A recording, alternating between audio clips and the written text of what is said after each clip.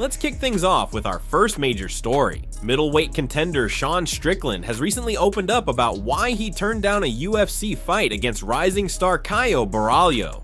In a candid and surprisingly heartfelt interview, Strickland shared the real reason behind his decision, and it wasn't about rankings, money, or timing. It was about respect. According to Strickland, the UFC reached out with an offer for a potential matchup against Borralho, but both fighters mutually declined. While some fans might assume the refusal was due to strategic reasons or injuries, Strickland set the record straight. For him, the issue was personal and respectful. "They offered me a fight with one of my friends," Strickland said, "and I think we both collectively said no. It'd be one thing if he was just, a random opponent. But Caio has a wife, a kid. He's a good man, someone I respect." That's a refreshing take in the often cutthroat world of MMA, where personal bonds are sometimes set aside for the sake of a paycheck or a shot at climbing the rankings. But for Strickland, who's known as one of the sport's most raw and unfiltered personalities, the idea of fighting someone he genuinely likes didn't sit well. "What am I supposed to say at the press conference?" Strickland continued. "Hey, you dirty Brazilian, how's the family doing? Am I invited to the birthday party?" It was a moment of self-awareness that caught fans off guard. While Strickland is often seen as the bad boy of the UFC, never shy about voicing controversial opinions or taunting opponents, his comments about Borralho showed a different side of him, one rooted in loyalty and emotional honesty. He went on to explain that he simply doesn't want to go into a fight with someone he considers a friend. "Caio is a cool guy," he added. "Shows a lot of love, super genuine. I just don't want to fight someone I like. I need to fight someone where I don't feel like I'm punching a friend." With that door closed, Strickland is now looking ahead at other potential matchups. He specifically mentioned two names, Renier de Ridder and former champion Robert Whittaker. Both would be highly competitive fights, with de Ridder bringing in a strong grappling game from one championship, and Whittaker remaining one of the top fighters in the UFC's middleweight division. Strickland's honesty, whether brash or surprisingly thoughtful, continues to set him apart in the UFC. His refusal to fight Borralho isn't just about friendship, it's a rare example of a fighter choosing ethics over opportunity, and in a sport built on violence, that's a storyline worth paying attention to.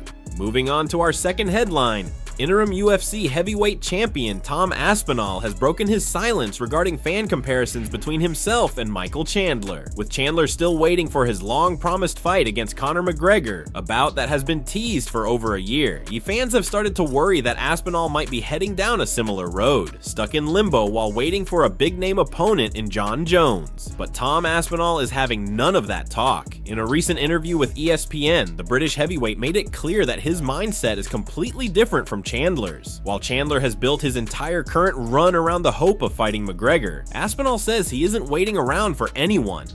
"I've seen people comparing me to Chandler, but I'm not waiting on just one fight," Aspinall said firmly. "I'm trying to fight everybody. I want to be the guy at heavyweight who clears out the division. Ciryl Gane, Volkov rematch, Almeida, Derek Lewis, Brock Lesnar, whoever. I don't care." That quote alone shows how focused and fearless Aspinall is. Instead of narrowing his career to a single target like Jon Jones, he's keeping his options open and his energy forward. He's not looking to play politics or chase a mythical super fight that may never happen. He wants to compete, to stay active, and to dominate.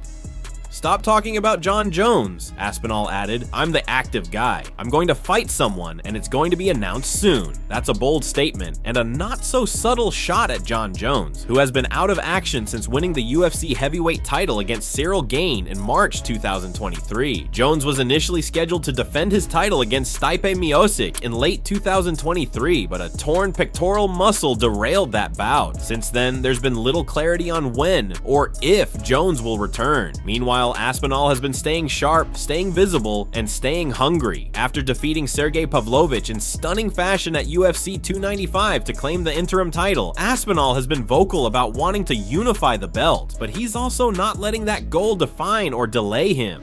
The comparison to Chandler is understandable on the surface. Both are elite fighters in holding patterns, awaiting fights that hinge on bigger names. But Aspinall's approach couldn't be more different. Where Chandler appears to be sitting and hoping, Aspinall is pushing and moving, and that's exactly what fans want to see from a champion. Aspinall is sending a clear message to the UFC and the entire heavyweight division. He's not here to wait, he's here to fight. Whether it's Ciryl Gane, Jailton Almeida, or even a fantasy matchup with Brock Lesnar, he's ready to step in the cage and prove he's the true king of the heavyweight division, with or without Jon Jones. Now to the next story. Reinier de Ridder is turning heads and turning up the heat ahead of his highly anticipated clash with Robert Whittaker, set to take place in Abu Dhabi this July.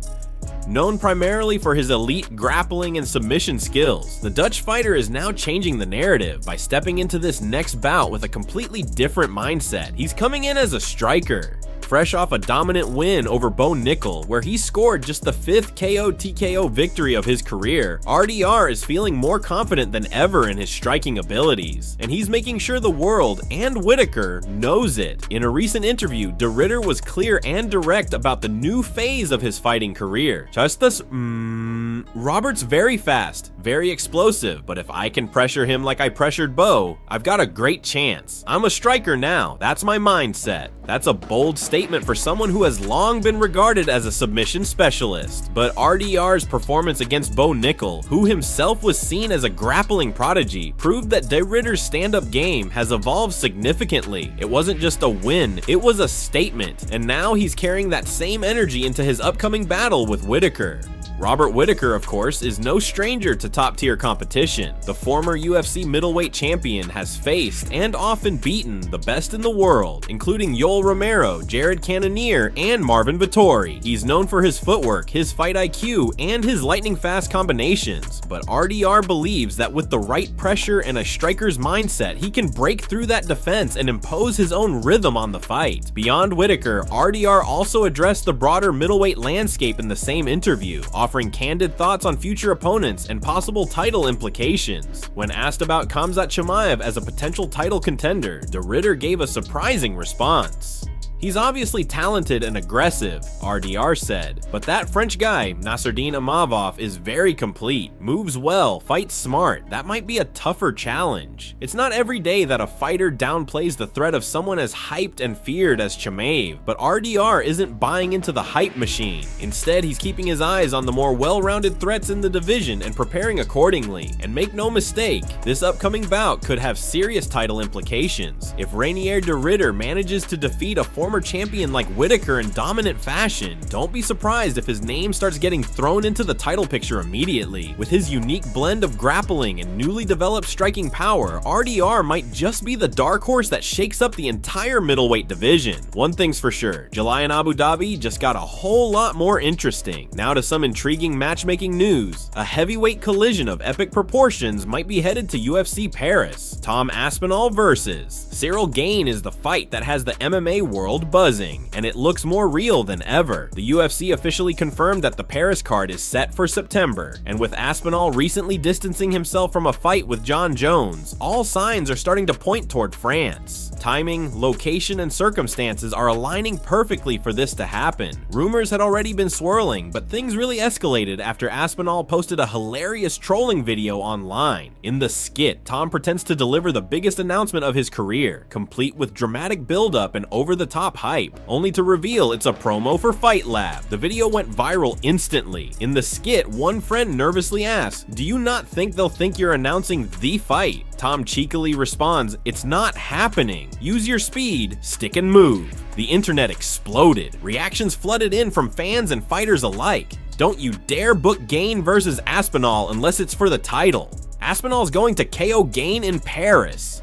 Make it happen, Dana White. There's no doubt that Gane versus Aspinall is a fan favorite matchup. Both men are incredibly athletic, technically gifted, and known for their speed and movement, especially for heavyweights. Pairing them in Ciryl Gane's home country would be electric, but the real question is this: should Aspinall go all in on this fight and let go of Jon Jones? Or is it worth the wait? Enter Chael Sonnen, who might have just added another twist to the story. Appearing on Ariel Helwani's show, Chael claimed to have insider knowledge that the UFC is still working on Jones versus Aspinall, with Madison Square Garden in November being the targeted venue. But here's the surprising detail. According to Chael, Jon Jones requested 180 days from the time of signing the contract before stepping into the octagon again. Why the 6-month lead time? No one really knows. It could be recovery, preparation, negotiation strategy, or just typical Jon Jones mind games. That's particularly wild considering that just weeks ago, Tom himself said he believed Jones Jones was done. Helwani even reported that the UFC offered Jones a huge deal to fight Aspinall, and he turned it down. So what's really going on behind the scenes? Chael Sonnen believes the tides may be shifting. Appearing on the MMA Hour with Ariel Helwani, the former UFC title contender and current analyst didn't hold back when discussing the state of the heavyweight division. While most fans and media have all but written off the possibility of Jon Jones returning to fight Tom Aspinall, Chael isn't convinced it's over.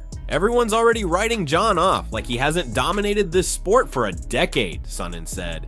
Sure, Tom's younger, faster, maybe more complete in today's game, but we're talking about Jon Jones, the guy who outclassed legends, moved up in weight, and adjusted mid-fight better than anyone in MMA history. And he's not wrong. Jon Jones is arguably the greatest fighter the sport has ever seen. His resume includes victories over Hall of Famers, former champions, and top contenders across 2 eras. When he returned in 2023 to capture the heavyweight title against Ciryl Gane, he did it in dominant fashion, submitting Gane in just over 2 minutes. Since then though, Jones has been sidelined due to injury, and rumors of retirement have swirled ever since. But now, according to Chael, things may be moving behind the scenes. Reports suggest the UFC is targeting Madison Square Garden in November for Jones's return, and that Jones himself requested 180 days from the signing of the bout agreement, suggesting he's actively preparing. Whether that bout is against Tom Aspinall or someone else remains unclear, but Chael's take adds new intrigue to a situation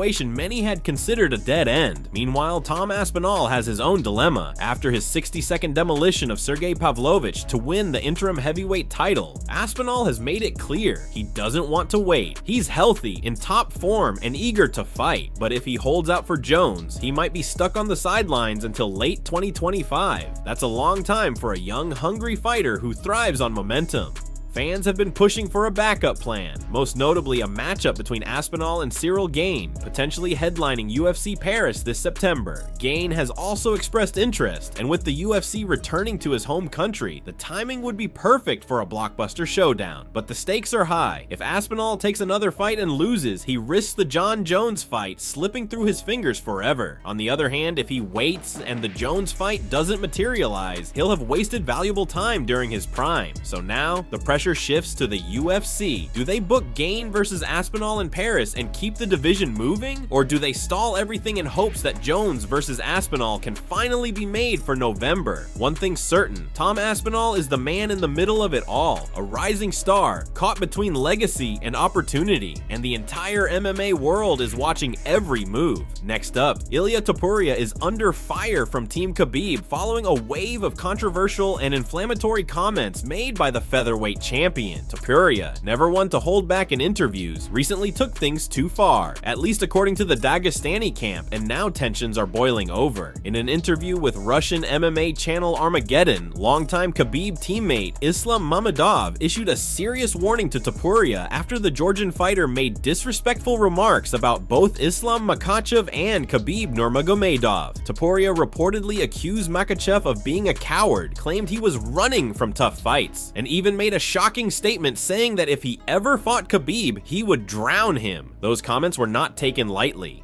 Mamedov, who's known for being calm and composed, made it clear that Topuria had crossed a line that wasn't just about fight promotion, it was personal and cultural.